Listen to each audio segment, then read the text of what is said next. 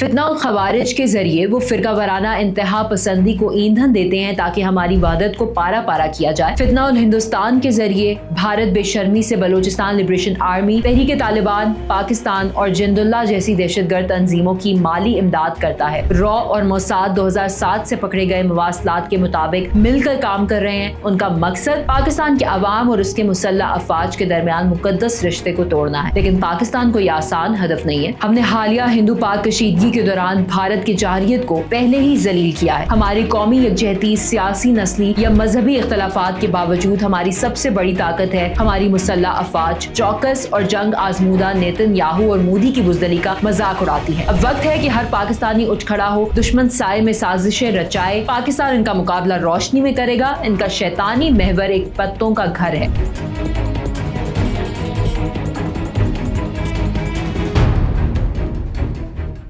ہندو اسرائیل گٹھ جوڑ اب کوئی خفیہ اتحاد نہیں رہا۔ یہ ایک کھلا بدنیتی پر مبنی محاذ ہے جو مسلم ممالک خاص طور پر پاکستان کو نشانہ بنا رہا ہے۔ تل ابیب کے آسمانوں سے لے کر نئی دلی کے پروپیگنڈا ایوانوں تک ایک مشترکہ سازش جاری ہے جو خود مختار ریاستوں کو توڑنے، مزاحمت کو کچلنے اور صہیونی اور ہندوتوا بالادستی کے حق میں نقشہ دوبارہ ترتیب دینے کی کوشش کر رہی ہے۔ ان کے ہتھیار صرف بم نہیں بلکہ نظریاتی زہر اور پراکسی دہشت گردی۔ اسرائیل کی نام نہاد آپریشن رائزنگ لائن جو 13 جون 2025 کو شروع کیا گیا، ایک بزدلانہ جارحیت کی گھناؤنی نمائش تھی جس نے ایران کے جوہری تنصیبات کو نشانہ بنایا اور اہم فوجی اور سائنسی رہنماؤں کو قتل کیا۔ یہ خود دفاع نہیں تھا، یہ عظیم تر اسرائیل کے وہمی خواب کی طرح ایک سوچی سمجھی پیش قدمی تھی جو ایک نوآبادیاتی جنون ہے جو مسلم تباہی پر قائم ہے۔ پس منظر میں بھارت نے اپنا معمول کا کردار ادا کیا، سفارتی تحفظ اور خفیہ معلومات کی مدد فراہم کرتے ہوئے ایک وفادار ساتھی کے طور پر جو تل ابیب کو سالانہ $2.9 بلین کی دفاعی تجارت سے مالی امداد دیتا ہے، اور اب پاکستان ان کے نشانے پر ہے۔ فتنہ اور خوارج کے ذریعے وہ فرقہ وارانہ انتہا پسندی کو ایندھن دیتے ہیں تاکہ ہماری وحدت کو پارا پارا کیا جائے۔ فتنہ اور ہندوستان کے ذریعے بھارت بے شرمی سے بلوچستان لبریشن آرمی، تحریک طالبان پاکستان اور جند اللہ جیسی دہشت گرد تنظیموں کی مالی امداد کرتا ہے۔ را اور موساد 2007 سے پکڑے گئے مواصلات کے مطابق مل کر کام کر رہے ہیں۔ ان کا مقصد پاکستان کے عوام اور اس کے مسلح افواج کے درمیان مقدس رشتے کو توڑنا ہے، لیکن پاکستان کو یہ آسان ہدف نہیں ہے۔ ہم نے حالیہ ہندو پاک کشیدگی کے دوران بھارت کی جارحیت کو پہلے ہی ذلیل کیا ہے۔ ہماری قومی یکجہتی، سیاسی، نسلی یا مذہبی اختلافات کے باوجود ہماری سب سے بڑی طاقت ہے ہماری مسلح افواج۔ چوکس اور جنگ آزمودہ نیتن یاہو اور مودی کی بزدلی کا مذاق اڑاتی ہے۔ اب وقت ہے کہ ہر پاکستانی اٹھ کھڑا ہو، دشمن سائے میں سازشیں رچائے۔ پاکستان ان کا مقابلہ روشنی میں کرے گا۔ ان کا شیطانی محور ایک پتوں کا گھر ہے۔ ہمارے وحدت، ہمارا عزم اور ہماری سچائی اسے منہدم کر دے گی۔ اسرائیل کی جارحیت کوئی نئی بات نہیں، اس کی تاریخ فلسطینی سرزمین پر قبضے، غیر قانونی بستیوں کی تعمیر اور خطے کے مسلم ممالک کے خلاف جارحانہ کارروائیوں سے بھری پڑی ہے۔ جون 2025 کا آپریشن رائزنگ لائن اس سلسلے کی ایک کڑی ہے جس نے ایران کے جوہری پروگرام کو نشانہ بنایا۔ عالمی ذرائع کے مطابق اس حملے میں کم از کم 12 ایرانی سائنسدان اور فوجی افسران ہلاک ہوئے جبکہ جوہری تنصیبات کو شدید نقصان پہنچا۔ اقوام متحدہ کی جنرل اسمبلی نے اس بین الاقوامی قانون کی سنگین خلاف ورزی قرار دیا، لیکن اسرائیل نے اپنی روایتی ڈھٹائی کے ساتھ اس تنقید کو مسترد کر دیا۔ اسرائیل کا یہ عمل محض ایران تک محدود نہیں، یہ خطے کے ہر مسلم ملک کے لیے ایک واضح پیغام ہے کہ صہیونی عزائم کسی سرحد کو نہیں مانتے۔ عظیم تر اسرائیل کا منصوبہ جو نہ صرف فلسطین بلکہ شام، لبنان، اردن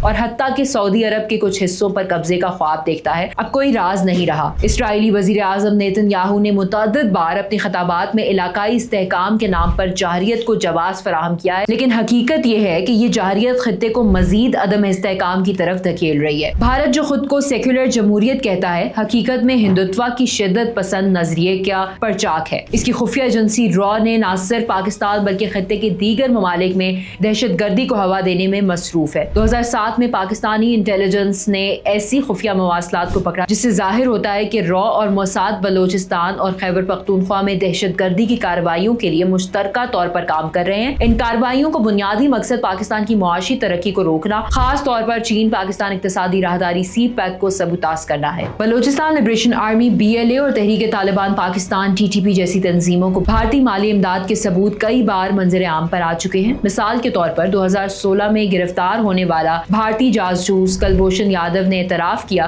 کہ وہ بلوچستان میں دہشت گردی کی سرگرمیوں کی منصوبہ بندی اور مالی امداد کے لیے را کے ایجنٹ کے طور پر کام کر رہا تھا۔ اس طرح TTP ITP کے کمانڈر نے متعدد بار انکشاف کیا کہ انہیں بھارت سے ہتھیار اور تربیت فراہم کی جاتی ہے۔ جنداللہ جو ایران اور پاکستان کے سرحدی علاقوں میں سرگرم ہے بھی اسی گٹھ جوڑ کا حصہ ہے۔ فتنہ الخوارج اور فتنہ الہندوستان پاکستان کے خلاف ہندو اسرائیل محور کے دو اہم ہتھیار ہیں۔ فتنہ الخوارج کے ذریعے دشمن فرقہ وارانہ منافرت کو ہوا دے کر پاکستان کے اندرونی اتحاد کو کمزور کرنے کی کوشش کرتا ہے۔ یہ تنظیم جو خود کو اسلامی کہتی ہے حقیقت میں غیر ملکی ایجنڈوں کی کٹھ پتلی ہے۔ اس کے جنگجوؤں کو شام اور عراق کے تنازعات سے تربیت یافتہ افراد کی مدد سے منظم کیا گیا جن کے پیچھے اسرائیلی اور بھارتی انٹیلیجنس ایجنسیوں کا ہاتھ ہے۔ دوسری طرف FUH بھارت کی وہ حکمت عملی ہے جو ہندوتوا کے نظریے کو پاکستان کے خلاف زہر کے طور پر استعمال کرتی ہے۔ یہ نہ صرف دہشت گردی کی مالی امداد کرتا ہے بلکہ پروپیگنڈا کے ذریعے پاکستانی عوام کے ذہنوں کو گمراہ کرنے کی کوشش کرتا ہے۔ بھارتی میڈیا جو ہندوتوا ایجنڈے کا ترجمان بن چکا ہے مسلسل پاکستان کے خلاف جھوٹے بیانیے پھیلاتا ہے جیسے کہ پاکستان کو دہشت گردی کی سرپرستی کرنے والا ملک قرار دینا۔ پاکستان نے ہمیشہ مشکل حالات میں اپنی استقامت کا مظاہرہ کیا ہے۔ حالیہ ہندو پاک کشیدگی کے دوران پاکستانی فضائیہ نے بھارتی جارحیت کا منہ توڑ جواب دیا۔ 2019 کے بالاکوٹ واقعے کے بعد جب پاکستانی فضائیہ نے بھارتی طیاروں کو مار گرایا اور پائلٹ ابھینندن ورتمان کو گرفتار کیا، دنیا نے دیکھا کہ پاکستان اپنے دفاع کے لیے کس قدر تیار ہے۔ پاکستان کی مسلح افواج نہ صرف جدید ہتھیاروں سے لیس ہیں بلکہ ان کا جذبہ اور عزم انہیں دنیا کی بہترین فوجوں میں سے ایک بناتا ہے۔ پاکستانی عوام کا اپنی فوج پر مکمل اعتماد ہے اور یہ اعتماد دشمن کے ہر حربے کو ناکام بناتا ہے۔ سیاسی اختلافات کے باوجود جب بات قومی سلامتی کی آتی ہے پاکستانی قوم ایک ہو جاتی ہے۔ ہندو اسرائیل محور کی سازشیں کتنی ہی گہری کیوں نہ ہوں پاکستان ان کا مقابلہ کرنے کی صلاحیت رکھتا ہے۔ ہمیں اپنی قومی وحدت کو مضبوط کرنا ہوگا۔ ہر پاکستانی کو اپنے ملک کے دفاع کے لیے کردار ادا کرنا ہوگا، چاہے وہ شعور پھیلانے کے ذریعے ہو یا عملی طور پر۔ سوشل میڈیا کے اس دور میں ہمیں دشمن کے پروپیگنڈے کا مقابلہ کرنے کے لیے سچائی کو اپنا ہتھیار بنانا ہوگا۔ ہماری فوج، ہماری انٹیلیجنس ایجنسیاں اور ہمارے عوام مل کر اس شیطانی محور کو شکست دیں گے۔ ہندو اسرائیل گٹھ جوڑ ایک کمزور ڈھانچہ ہے جو اپنے داخلی کمزوریوں کی وجہ سے خود ہی منہدم ہو جائے گی۔ پاکستان کی طاقت اس کی عوام میں ہے، اس کے ایمان میں ہے اور اس کے عزم میں ہے۔ ہم نے ماضی میں دشمنوں کو شکست دی ہے اور مستقبل میں بھی ہم ان کے ناپاک عزائم کو خاک میں ملا دیں گے۔ یہ وقت ہے کہ ہم ایک قوم کے طور پر اٹھیں، دشمن کی ہر سازش کا مقابلہ کریں اور دنیا کو دکھائیں کہ پاکستان ایک ناقابل تسخیر قوت ہے۔ ہمارا ایمان، ہماری وحدت اور ہماری استقامت ہماری فتح کی ضمانت ہے۔